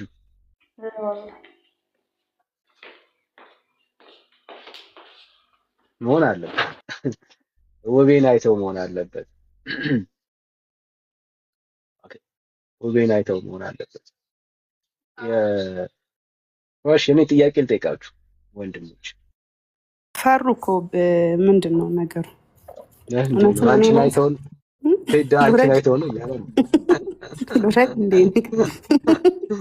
ቴዳ ሞራል ሰጠኝ እኮ ታውቃለህ።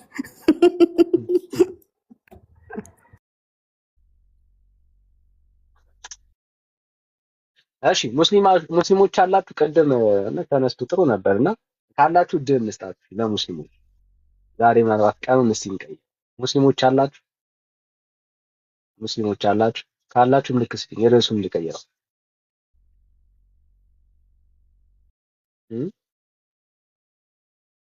አላችሁ ሙስሊሞች? ካላችሁ አንድ ቁጥር ጻፉልኝ። የርዕሱን ልቀይር።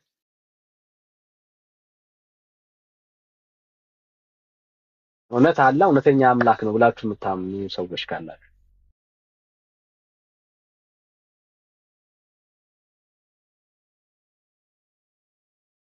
አላህ እውነተኛ አምላክ ነው ብላችሁ የምታምኑ ሰዎች ካላችሁ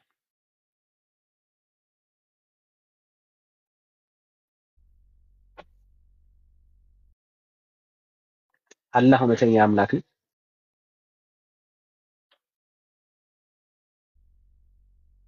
እውነተኛ አምላክ ነው አለ።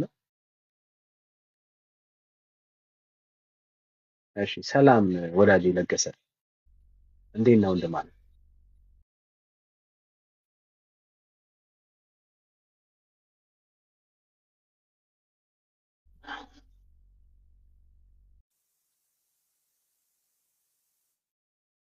እሺ ሰላም ለገሰ ኔትወርክ ይመስለኛል። እሺ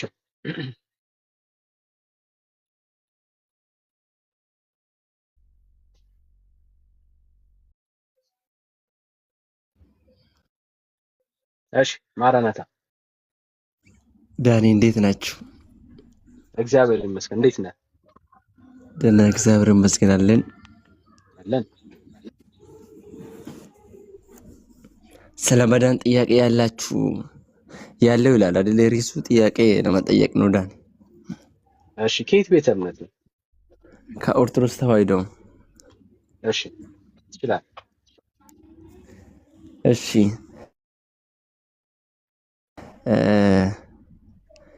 ማርቆስ 16:16 ላይ ያመነ የተጠመቀ ይድናል ይላል አይደለ? ጥያቄ እሱ ነው። ልጠይቅ ነው ጥያቄ። አዎ ምንድን ነው ጥያቄ? በዚህ መሰረት ሰው አምኖ ተጠምቆ ነው ምንድነው አይደለ? እኮ ጥያቄ ይሄ ነው ጥያቄ በለኛ። አሁን ጥያቄ አይደለም እያቀረብክ ያለው አስተያየት ነው እያቀረብክ ያለው። አይ እየተማመነ እንድብዬ ነው። እሺ ሰው ለማመን ወንጌልን መስማት አለበት አይደለ? እውነት ነው። ጥያቄን ግን አንድ አፍታ ጠቅለል አድርገውና ጥያቄን ጠይቀኝ። ማለት እየተማመነ እንድብዬ ነው ዳንዬ። እሺ ሰው ለማመን እና ከዛ በኋላ መተማመን በኋላ እኮ የሚመጣ ሀሳብ ነው። የሀሳቤን ከነገርኩ በኋላ ነው። እሺ ሰው ለማመን ሰው ለመዳን ማመን አለበት፣ ለማመን ደግሞ መስማት አለበት።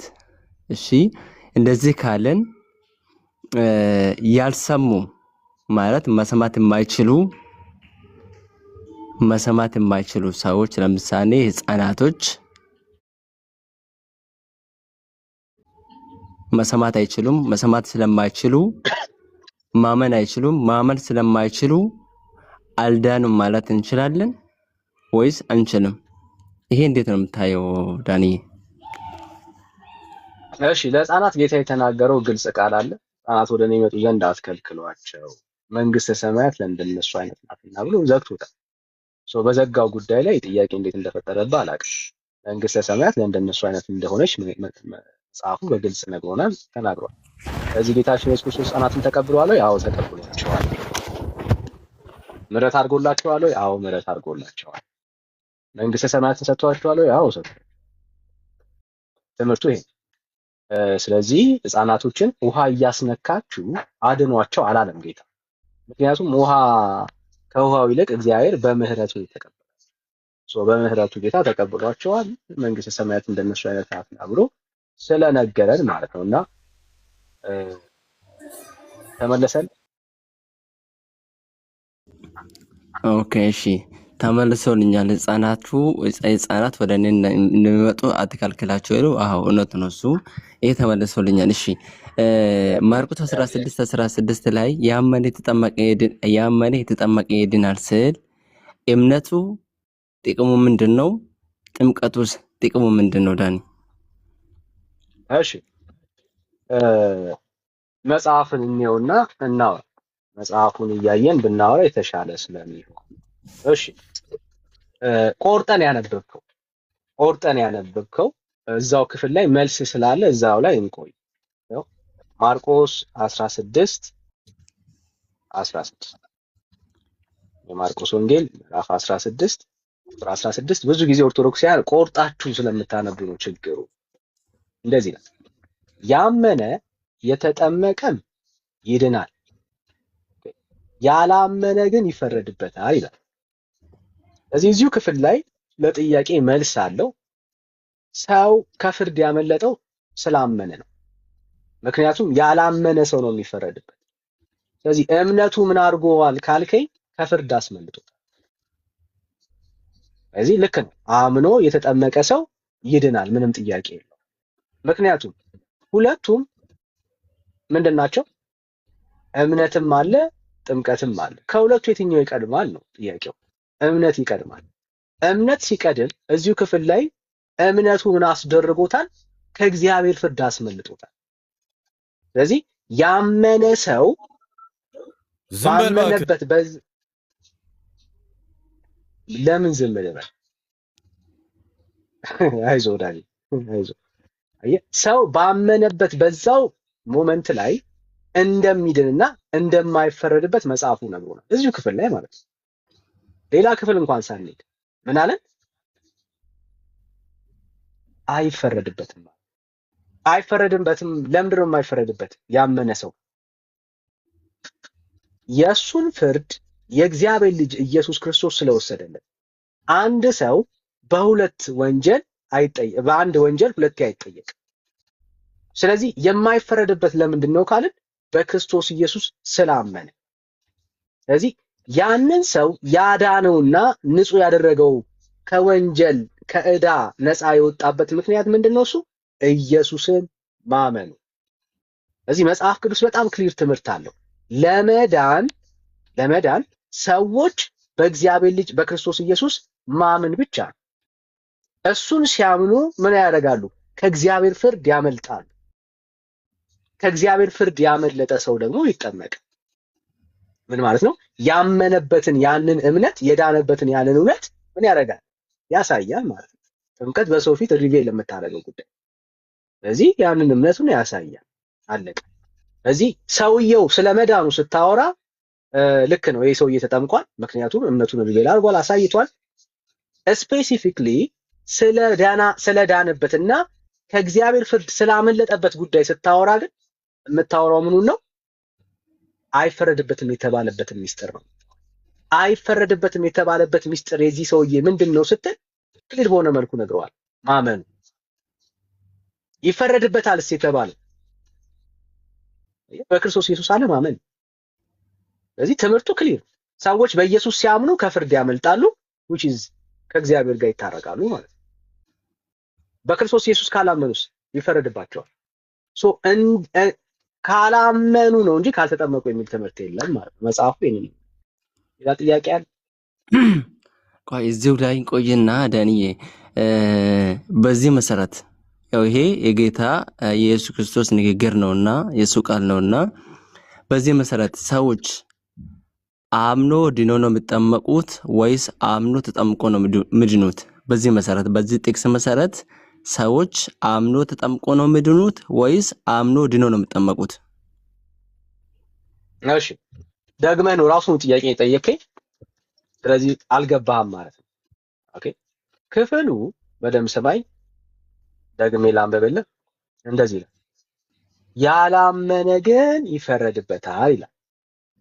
ኦኬ ሰዎች የሚፈረድባቸው ምን ስላላረጉ ነው? ካላመኑ ነው። ምን ማለት ነው? በሌላ አነጋገር ካመኑ ከእግዚአብሔር ፍርድ አምልጠዋል ማለት ነው። ስለዚህ በዚህ ክፍል መሰረት ተመለሰል። ቆይ ለረጅም ሳትሄድ ካላመኑ ቆይ አልተመለሰልኝ እኮ ዳንዬ። ቆይ ካልተመለሰልህ ስማ። ሙግት አይደለም። ሙግት ከሆነ እንሟገታለን። አሁን ጥያቄ ነው እየጠየቅ ያለው። ካልተመለሰልህ ዳንኤል ተመለሰልኝ ብለህ ስጨርስ ነው የምታወራው ማለት ነው። ያቱን አሁን የከፈትነው ጥያቄ እንድትጠይቅ ነው። ጥያቄ የምትጠይቅ ከሆነ ስታወራ ደግሞ መስማት ይቻላል። ኦኬ እሺ። ስለዚህ እዚህ ክፍል ላይ ፍርድ የሚገናኘው ከእምነት ጋር ነው። ስለዚህ ሰዎች ሲያምኑ ምን ያደርጋሉ ማለት ነው? ከእግዚአብሔር ፍርድ ያመልጣሉ። እንዳይፈረድባቸው የሚያደርገው ምንድነው? እሱ ማመናቸው። ምክንያቱም የተፈረደባቸው ሰዎች በኢየሱስ ያላመኑ ሰዎች ናቸው። ስለዚህ አሁን ስለ መዳን ስታወራ መጽሐፉ ግልጽ አድርጎታል፣ ግራ እንዳትጋባ። ኦኬ። ምክንያቱም እምነትና ጥምቀት ሲነሳ አንዱን ግን ነጥሎ ከመዳን ጋር አያይዞ ሰፍቶታል። ምን ብሎ? አሁን ኦርቶዶክስ ኮንፊውዝ እንደሆነችው እንዳትሆን ማለት ነው። ምን አለ? ያመነ የተጠመቀ ይድናል፣ ያላመነ ግን ይፈረድበታል አለ። ምን ማለት ነው? ፍርድ የተገናኘው ከእምነት ጋራ ነው። ምን ማለት ነው? መዳን የተገናኘው የተሰፋው ከእምነት ጋራ ነው ማለት ነው። ግዴታና አስገዳይ ትእዛዝ ያለው ምኑ ላይ ነው? እምነት ላይ ነው፣ መጠመቅ ላይ አይደለም። ስለዚህ ሰዎች ሲያምኑ አይፈረድባቸው። ለምን? ማመናቸው ከፍርድ ስላስመለጣቸው። በክርስትና ሕይወት ደግሞ ከጥምቀትና ከእምነት የቱ ይቀድማል? እምነት ይቀድማል። ስለዚህ ያመኑ ሰዎች ኦልሬዲ አይፈረድባቸውም። ስለዚህ አምልጠዋል። ስለዚህ የሚጠመቁት ምን አይነት ሰዎች ናቸው ካልከኝ፣ ከፍርድ ያመለጡ ሰዎች ነው የሚጠመቁት። ከፍርድ ያመለጡ ሰዎች ይጠመቃሉ። ምክንያቱም ከፍርድ ያስመለጣቸው በክርስቶስ ኢየሱስ ያላቸው እምነት ስለሆነ ማለት ነው። ያ እምነት ምን አድርጓቸዋል? አድኗቸዋል። ስለዚህ የዳነ ሰው ይጠመቃል ማለት ነው። ጥያቄ አለ? ሌላ ጥያቄ? ኦኬ። ስለዚህ የጌታ ቃል የዳነ ሰው ይጠመቃል የሚል እንትን አመጣል። አንተ ዳኒ አሁን ይቅርታ አድርግልኝና አሁን ይሄ የጌታ ንግግር ነው። ጌታ ምን አለ? ያመነ የተጠመቀ ይድናል ብሏል። ያላመነ ግን ይፈረድበታል ብሏል። ምክንያቱም ያላመነ ሰው መጠመቅ ስለማይችል ያመነ ይፈረድበታል። እሱ ልክ ነው። ጥያቄ አዎ ጥያቄ ላድርገው። ኤክስፕሌን ሳይሆን ኤክስፕሌን ካረክ እኔም ስለምጠይቅህ ማለት ነው። ምክንያቱም አሁን እሺ ዋሸ አምኖም ሰው ላይጠመቅ ስለሚችል ማለት ነው። መጽሐፍ እሺ ቅዱስ እኔ ማስረጃ ጥያቄ ላድርገው። እኔ አምነው ጥያቄ ያልተጠመቁ ሰዎች ግን የዳኑ ሰዎች አሉ። ስለዚህ አሁን አንተ ጥያቄ አድርገው ዛሬ ግድ የለም አትጨመቅ፣ ሪላክስ አድርገህ ጥያቄ ብቻ ጠይቅ። እሱ ነው የሚጠቅም። እሺ ይህ ሰው ነው ትመልስልኛለህ ዳኒ። እኔ የምጠይቀው ጥያቄ ግልጽ ነው፣ አጭር ጥያቄ ነው የምጠይቀህ። በማርቆስ 16:16 መሰረት ሰው አምኖ ተጠምቆ ነው ምድነው ወይስ ሰው አምኖ ድኖ ነው የሚጠመቀው? ሰው አምኖ ድኖ ነው የሚጠመቀው። ማርቆስ 16:16 ላይ ሰው አምኖ ድኖ ነው የሚጠመቀው ይላል ወይስ አምኖ ተጠምቆ ነው ምድነው ይላል? አምኖ ድኖ ነው የሚጠመቀው። እስቲ አሳየኝ። ይኸው ያመነ የተጠመቀ ይድናል፣ ያላመነ ግን ይፈረድበታል ይላል። አምኖ ተጠምቆ ይድናል የሚለው አምኖ ድኖ ተጠመቀ ነው የሚያሳየኝ ዳኒ። ዲቤት እናርገው ካልከኝ ዲቤት እናርገው። አሁን ግን ጠይቀሃል፣ መስማት መቻል አለ። አሁን ዲቤት ስላልሆነ መስማት ነው ይቻላል። ከጠየቅ በኋላ መስማት መቻል አለ። አዎ እዚህ ክፍል ላይ ሰዎች የዳኑ ሰዎች በእምነት ያመኑ ሰዎች እንደሚድኑ ነግሮናል። ምን ብሎ ስለምዘሏት ነው እሱን ቃል። ያላመነ ግን ይፈረድበታል ነው የሚለው። አለቀ። ስለዚህ ፍርድ የተገናኘው ከጥምቀት ጋር ሳይሆን ከእምነት ጋር ነው። እዚህ ሰዎች ሲያምኑ ምን ያገኛሉ ማለት ነው? ድነትን ያገኛሉ። ምክንያቱም እንዲፈረድባቸውም እንዳይፈረድባቸውም ያደረገው ምናቸው ነው? እምነታቸው። ኦኬ ያመነ የተጠመቀ ይድናል፣ ያላመነ ግን ምን ያደርጋል? ይፈረድበታል አለ። ሲሰፋው ሲጨርሰው ፍርድን የሰጠው ለምንድን ነው? እሱ ለጥምቀትና ለእምነት ሳይሆን ለእምነት ብቻ ነው የሰጠው። ስለዚህ አንድ ሰው አመነ ማለት ከእግዚአብሔር ፍርድ አምልጧል ማለት ነው። ምክንያቱም ከእግዚአብሔር ፍርድ ያመለጠበት ምክንያት በክርስቶስ ኢየሱስ ማመኑ ነው። ሰው በኢየሱስ ሲያምን ምን ያደርግም? አይፈረድበትም ማለት። የማይፈረድበት ሰው ምን አይነት ሰው ነው? የዳነ ሰው ነው፣ የጸደቀ ሰው ነው። ስለዚህ ሰው አምኖ ኢየሱስን ሲቀበል በህይወቱ ኦልሬዲ ከእግዚአብሔር ፍርድ አምልጧል። አለቀ። ምንም የሚከተለው ፍርድ የለበትም። ለምን? ከእግዚአብሔር ፍርድ የሚያስመልጠው መጽሐፉ እንደሚናገረው ማመኑ ስለሆነ፣ ያላመነ ነው የሚፈረድበት። ስለዚህ ይሄ ሰው ባመነበት በዛው ሞመንት ላይ ከእግዚአብሔር ፍርድ አምልጧል። በምን ምክንያት? በእምነቱ ምክንያት። ስለዚህ መጽሐፉ የሚናገረው ገና ስትጠመቁ ነው የምትድኑት የሚል ዶክትሪን የለው። ምንድነው ያለው? አዎ ሰው ያመነና የተጠመቀ ሰው የዳነ ሰው እንደሆነ ነው የምትረዳው። ከምን ኮንቴክስት አንጻር? ከእግዚአብሔር ፍርድ ያመለጠበት ሚስጥር እምነቱ እንደሆነ እዚሁ ክፍል ላይ ኩልል በኋላ አማርኛ ስለነገረን ማለት ነው። ያላመነ ግን ይፈረድበታል። ስለዚህ እምነታችን ነው ያዳነን እንጂ መጠመቃችን አይደለም። ምክንያቱም ሰው ኢየሱስን ባመነበት በዛው ሞመንት ላይ እንደሚድን የሉቃስ ምዕራፍ 23ን ሄደን ማየት እንችላለን። ያ ሰው ያ ወንበዴ ሳይጠመቅ ምን አድርጓል? ድኗል። ኢየሱስን ሰው ባመነበት በየትኛው ሞመንት ላይ ከእግዚአብሔር ፍርድ ያመልጣል። የሐዋርያት ሥራ ምዕራፍ 16 ላይ ሄደን ማየት እንችላለን።